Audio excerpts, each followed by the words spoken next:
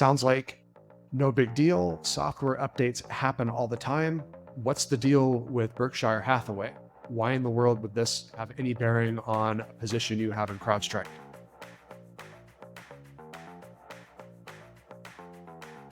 I think by now every person on the planet is aware of CrowdStrike and what happened starting on Friday morning, early in the morning US time, and continuing throughout the day. There was a significant outage with Windows based computers. Let's talk about CrowdStrike in light of this news, but from an investor's perspective. There's really two steps to this. As far as we're concerned with our process, Casey, there's first the portfolio construction part of the equation, which we're going to conclude with today.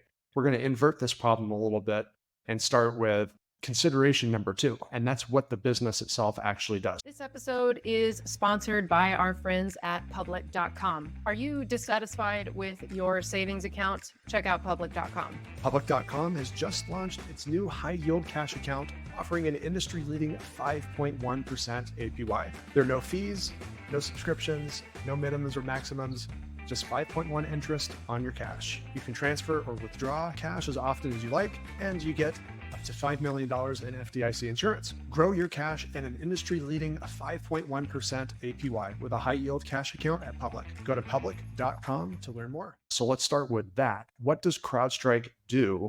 Perhaps you've seen this before if you've been following us, especially our cybersecurity coverage. This is our cyber industry flowchart displayed over the top of what the global internet and IT networking infrastructure looks like. CrowdStrike is a software provider, specifically a cloud-based software provider that helps protect mobile devices and mobile users. This is known as endpoint security, or sometimes you maybe see the acronym EDR, endpoint detection and response. A number of competitors in this specific space, Symantec, which is now owned by Broadcom, Trend Micro, SentinelOne, even BlackBerry. Microsoft actually was the biggest endpoint security software provider, but now CrowdStrike is taking that role as the number one. The issue that came up on Friday morning was an update provided by CrowdStrike to the Falcon sensor. Nick, can you explain a little bit more about what that is exactly? Yeah, the Falcon sensor is a bit of software that runs on the endpoint. An endpoint is a fancy word in the cybersecurity industry for your PC, your laptop, your smartphone. You can think of this as good old-fashioned antivirus. You can see that in the top left square here from CrowdStrike in a little marketing piece on what their cybersecurity platform actually does. So this is antivirus for a device. The difference is this antivirus isn't managed by you from your device. It's centrally managed via the cloud by your company. Sounds like no big deal. Software updates happen all the time. There's a couple of issues here, though. The first, CrowdStrike is actually a very large business these days, and they've been expanding beyond just their EDR, endpoint detection and response core. They have all sorts of software services now. And ultimately, these are all designed to help protect businesses' endpoints because these are getting very complicated. It could be someone working from home. It could be machinery operating in a factory. It could be warehouse equipment that's running around a warehouse floor managing boxes. It could be really, really critical stuff like computers operating in a hospital. Or if you were trying to take a flight this past weekend, you may have had a delay because the airline's computer system went down, and that caused all sorts of havoc with allowing planes to take off and land. So up until this point, CrowdStrike has been named a leader, not just by tech analysts, but actually their customers, as a fantastic one-stop shop of sorts for endpoint cybersecurity needs. Sadly, what some users found when they opened their Windows devices on Friday morning was this blue screen of death, where the Windows system says that your device runs into a problem and needs to restart. However, the issue was that many of these computers were not able to restart or reboot because of the code that was placed. We've talked about this being a risk for many cybersecurity companies. There's brilliant people working in the cybersecurity industry, but many times they're very highly ego driven, and that can be a big risk.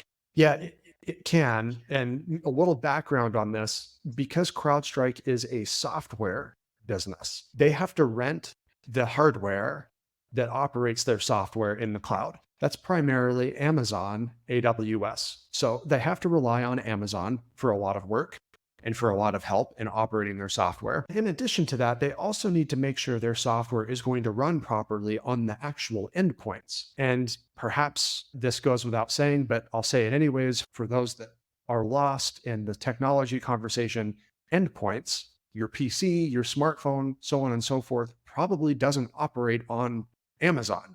In fact, it definitely does not. There is not an Amazon operating system. Most of the world's computers operate on Microsoft Windows. And so there was this error in CrowdStrike's update that conflicted with the Windows code, and it affected something like 8.5 million Windows devices, according to Microsoft. That's a very, very large number. The media got a little carried away with this coverage over the weekend. Big picture, this is actually less than 1% of all computers operating on Windows worldwide. So keep that in mind, but it underscores the risk for a company like CrowdStrike that has to rely on infrastructure and operating systems that their users use on their actual computers, their PCs and laptops and such. And as we've covered in the past with CrowdStrike and some of these other cloud-based cybersecurity companies, some modesty and a little bit of humility is definitely not their forte. They are always playing offense when they're talking about their large competitors, like for CrowdStrike, that would be Microsoft. And now suddenly we have this incident that comes out, and CrowdStrike and CEO George Kurtz have to eat crow. This is the posted response that CEO George Kurtz had after this event.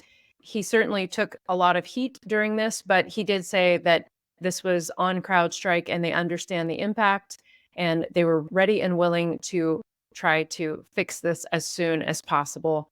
This risk has always been front and center for a cybersecurity company like CrowdStrike, but this comes back to the question, how long will it take for CrowdStrike to bounce back from this event that was highly publicized and caused a lot of grief amongst customers? Absolutely. Yeah. Something that's supposed to keep your business protected and operating smoothly without interruption did exactly the opposite. Now, in CrowdStrike's defense, there's a few things that could pan out here that we're going to hear about for many months, perhaps for years. There's insurance policies in place for exactly this type of thing. If there's a service outage or a cybersecurity event, this was not a cybersecurity event, it was a service outage. We're going to now test the limits of those insurance policies. We'll also add this in CrowdStrike's defense. While it was definitely their software update that caused the problem, this is also a Microsoft issue. Microsoft is also supposed to test and make sure code that goes onto Windows operating systems is not going to conflict with their code. And so they also missed something here. This is a compound error. It wasn't just a CrowdStrike error. It got compounded by Microsoft also not doing enough to keep its paying customers, mind you, safe from a potential software update that caused a lot of problems, to say the least. So we're going to see how this, probably what is going to end up is litigation, probably some court cases, insurance companies trying to figure out who's to blame and who's going to pick up the bill for all of this. We're going to see how that pans out. I feel like there should be a lot more checks and balances before something like this would happen, but I guess this just exposes the fragility of all of this. Yeah, it's an excellent point. This is very fragile. This is an overview of what CrowdStrike does, what happened that caused the problem. And as CrowdStrike investors, as shareholders in the company, this is why we have called this out in the past, as long as with all the other cybersecurity companies out there that have an issue with this, please have some humility. Don't talk about offense all the time and how much growth you're picking up at the expense of your competitors. You need to realize that you have been entrusted with a very fragile but important system, you need to be focused as much or more so on making sure things work properly as delivering the actual growth that a lot of investors want these days. Exactly. Yeah, I guess that's something that we would like to just reiterate again that we talked a lot about last quarterly earnings season for the cybersecurity software companies. Casey, we're showing this annual report again here about insurance coverage because ultimately there's probably going to be some insurance companies picking up at least some of the bill for all of this mess that CrowdStrike and Microsoft helped create. I feel like we maybe recently heard a response to some of the problems with insurance policies like this. You had to jog my memory. This topic did come up this year at Berkshire Hathaway's annual event. Our viewers may already know this, but Berkshire Hathaway is one of the largest insurance providers in the world based on various companies that they own either a share in or own outright. Both Warren Buffett and their vice chair of insurance operations, Ajit Jain, had some things to say about cybersecurity insurance, specifically when asked. You can see this quote from Ajit Jain. He said that it's a very fashionable product these days, writing cyber insurance policies. It's at least a $10 billion market right now globally, and the profitability has been pretty high. But at Berkshire, they tend to be very, very careful when it comes to taking on cyber insurance liabilities for a couple of reasons. Two of those reasons, the aggregation potential of cyber losses or cloud outage, software outages. Come back to that here in just a moment.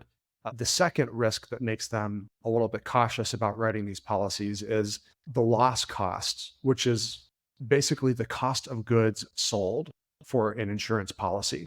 Berkshire Hathaway feels like they just simply don't have enough data on cybersecurity operations to know what the true loss cost is. And as a result of that, Jane has told the insurance agents and the insurance operators, write these policies for key customers that want it.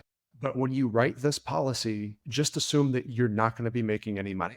Up to this point, it's been a profitable product, but because we don't know what the actual losses can be from this stuff, just assume that you're writing a policy that's going to lose you money. Here's some good humility and prudence when approaching IT infrastructure from the insurance side, the financial side, of course, but this is good stuff. And it teaches a lot about how the cybersecurity and the whole IT and cloud infrastructure is developing over time. Now, let's go back to that first risk, aggregation.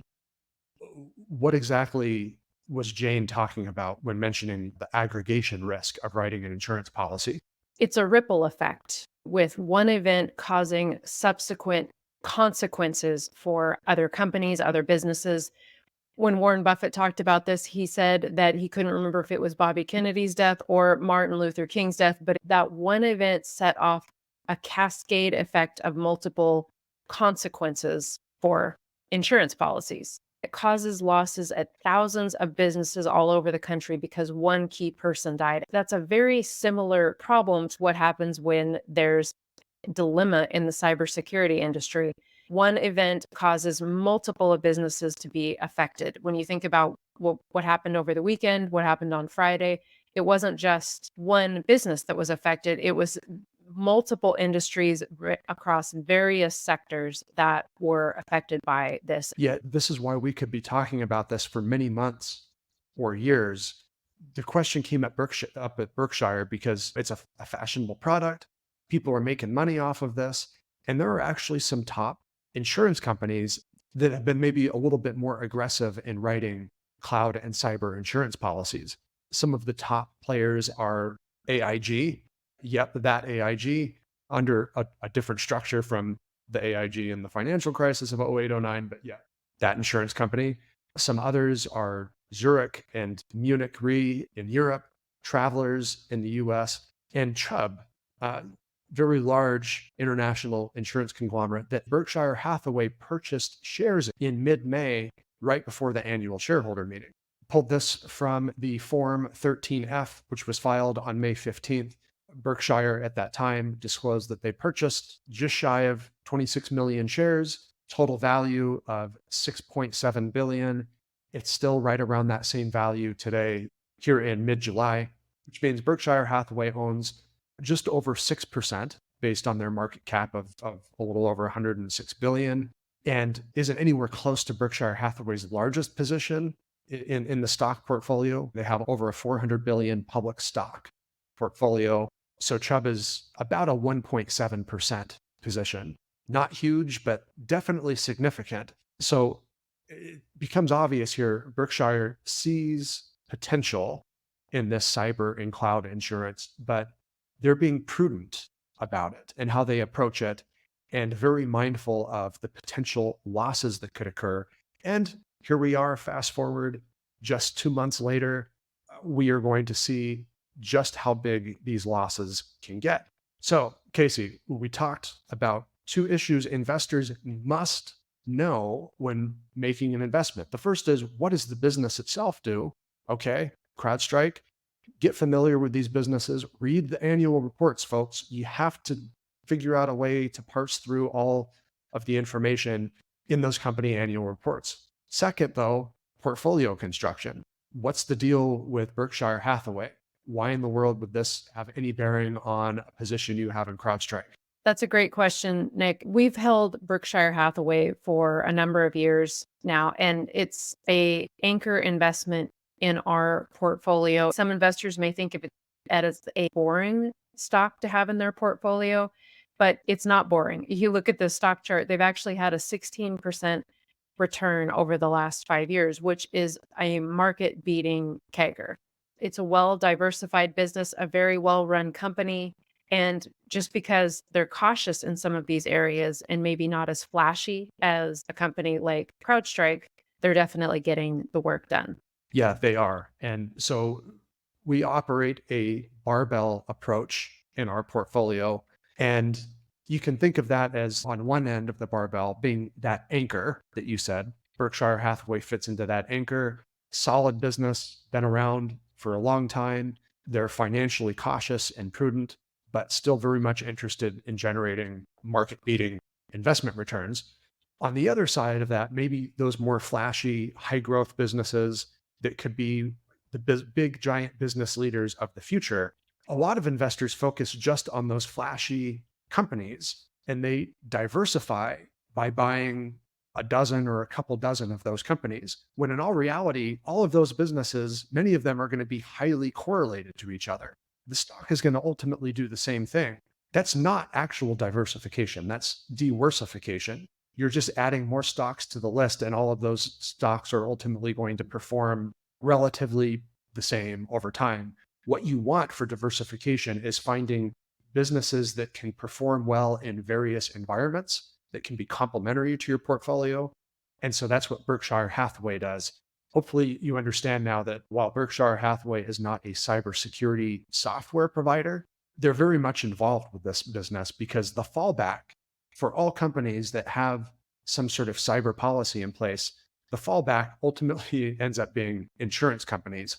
And so you want an insurance company, perhaps in your portfolio, as an anchor stock that is going to be well run and very thoughtful and mindful of not just capturing that market growth from the cyber industry, but capturing the profit from that emerging growth market. Absolutely. Berkshire Hathaway is not a chip stock, but it's a solid stock in our portfolio. Thanks for watching this episode of Chip Stock Investor. Check out our Semiconductor Insider membership below. Link is in the description. Only $5 a month gets you access to Discord, video notes, show notes, great community of investors. We have a live Q&A coming up on Thursday over on Discord as well. So if you're interested in that, ask your questions of Nick and I. We'll be ready for you on that live event. We'll see you soon at Chip Stock Investor.